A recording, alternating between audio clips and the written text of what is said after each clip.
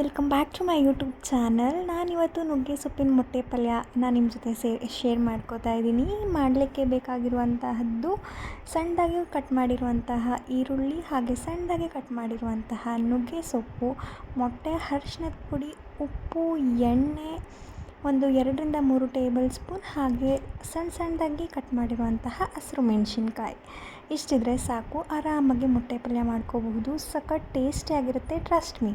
ಮೊದಲು ಒಂದು ಬಾಣಲಿಗೆ ಒಂದು 3-4 ಟೇಬಲ್ ಸ್ಪೂನ್ ಎಣ್ಣೆನ ಹಾಕ್ಕೊಂಡು ಈರುಳ್ಳಿ ಮತ್ತು ಹಸಿರು ಮೆಣಸಿನ್ಕಾಯಿನ ಸೇರಿಸಿ ಚೆನ್ನಾಗಿ ಫ್ರೈ ಮಾಡ್ಕೋತಾ ಇದ್ದೀನಿ. ಈರುಳ್ಳಿ ಕಲರ್ ಸ್ವಲ್ಪ ಚೇಂಜ್ ಆಗಬೇಕು, ಅಲ್ಲಿ ತನಕ ಚೆನ್ನಾಗಿ ಫ್ರೈ ಮಾಡ್ಕೋಬೇಕು.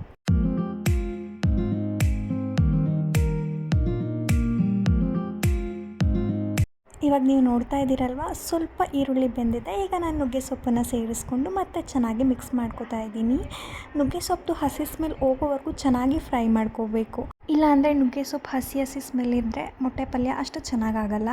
ನಂತರ ನಾನೀಗ ರುಚಿಗೆ ತಕ್ಕಷ್ಟು ಉಪ್ಪನ್ನು ಆ್ಯಡ್ ಮಾಡಿಕೊಂಡು ಮತ್ತೆ ಫ್ರೈ ಮಾಡ್ಕೋತಾ ಇದ್ದೀನಿ.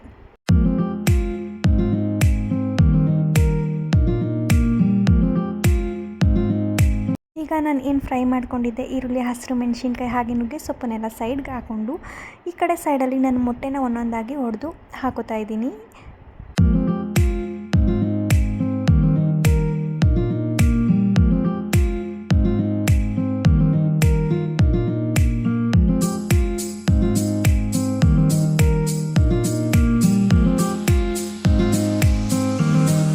ಲೋ ಫ್ಲೇಮಲ್ಲಿ ಇದ್ದಾಗ ಅರಿಶಿಣದ ಪುಡಿನ ಆ್ಯಡ್ ಮಾಡಿಕೊಂಡು ಮತ್ತು ಅದು ಸ್ವಲ್ಪ ಬೇಯೋವರೆಗೂ ಬಿಟ್ಟು ನಂತರ ಈ ಕಡೆ ಮಿಕ್ಸ್ ಮಾಡಿಕೊಂಡು ಈರುಳ್ಳಿ ಜೊತೆಗೆ ಇದನ್ನು ಕೂಡ ಮೇಲೆ ಹಾಕ್ಕೊಂಡು ಮಿಕ್ಸ್ ಮಾಡ್ಕೋತಾ ಇದ್ದೀನಿ. ಸ್ವಲ್ಪ ಅದು ಗಟ್ಟಿ ಆಗಬೇಕು, ಆ ರೀತಿ ಆಗೋವರೆಗೂ ಚೆನ್ನಾಗಿ ಮಿಕ್ಸ್ ಮಾಡ್ಕೋಬೇಕು. ನೀವು ನೋಡ್ತಾ ಇರ್ಬೋದಲ್ವ, ಈ ರೀತಿ ಆದರೆ ಚೆನ್ನಾಗಿರುತ್ತೆ.